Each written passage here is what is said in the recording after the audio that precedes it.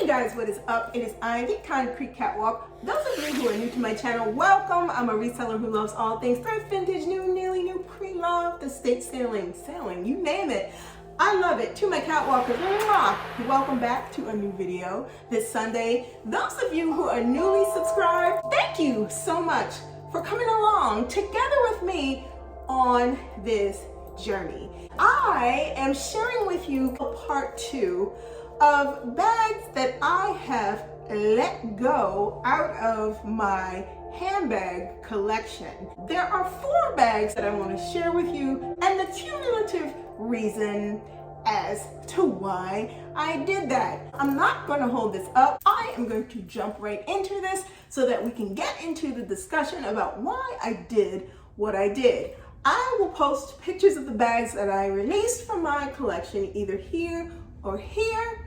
If you know me, you know I come with notes. These bags that I made a decision about releasing was because of something that I noticed about habits and patterns. The first bag that I decided to let go is a classic that many people have in their collection. But this particular bag that I noticed that I had in my collection, one thing was occurring that is consistent across all 4 of these, the LV Louis Vuitton Speedy 30. I decided to sell it because, one, I noticed that this particular bag was sitting in my wardrobe, and the only thing that I was doing with this particular bag was admiring it. I also have a Vuitton Speedy 40, which I grabbed for a lot. I like the size of the 40 because it is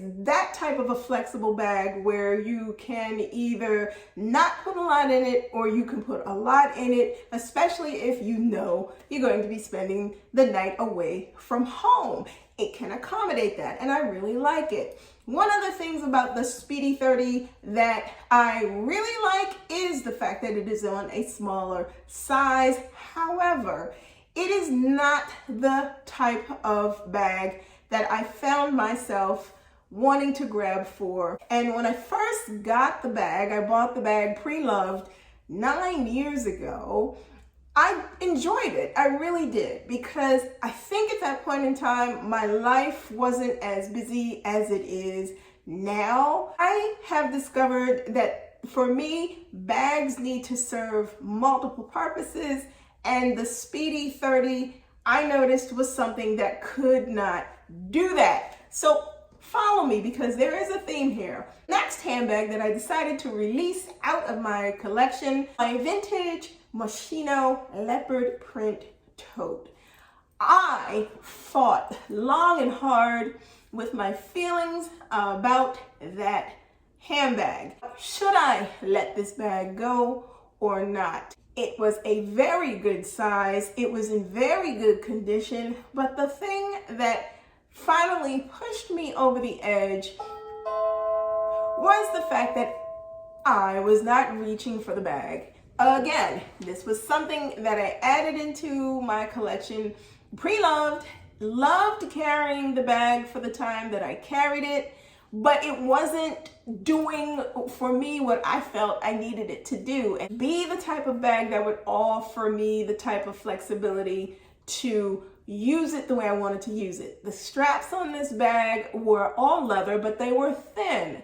And I always had a feeling if I put things in this bag to the excess that I like to do things, I was going to be a little bit too abusive with the bag in terms of putting stress on handles that I felt couldn't take the type of wear and tear that I wanted to put the bag through.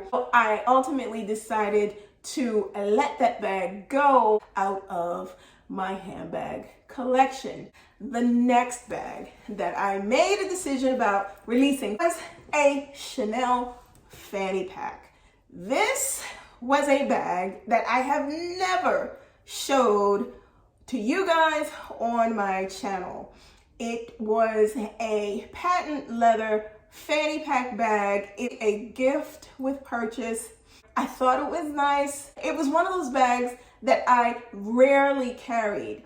I used it if I knew I was going to be doing something where I needed my hands free, and that was the only reason why I chose to carry that bag. Long story short is I, after sitting on it for many, many years, decided that it was not something that I was really interested in owning any further, and it was time to simply let it go. The last bag that I made a decision to take out of my collection, and by the way, all of these bags are sold, was my black on black GG Gucci Boston bag.